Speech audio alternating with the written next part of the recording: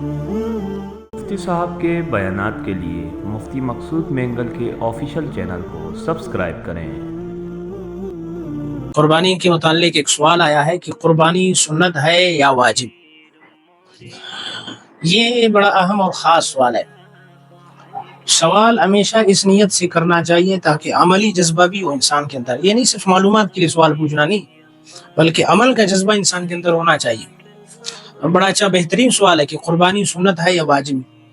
پیغمبر صلی اللہ علیہ وسلم جب مدینہ منورہ ہجرت کر کے تشریف لائے تو 10 سال تک مدینہ منورہ میں حضور علیہ السلام نے قیام فرمایا۔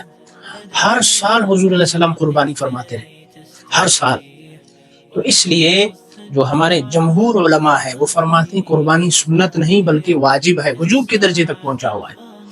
تو 10 سال تک مسلسل حضور نے قربانی کیا ہے، اس لیے اس سلسلے میں یاد رکھنا چاہیے کہ قربانی کا حکم وجوب کے درجے پر ہے، لہٰذا قربانی واجب ہے، سنت سے اوپر کے درجے تک پہنچا ہوا۔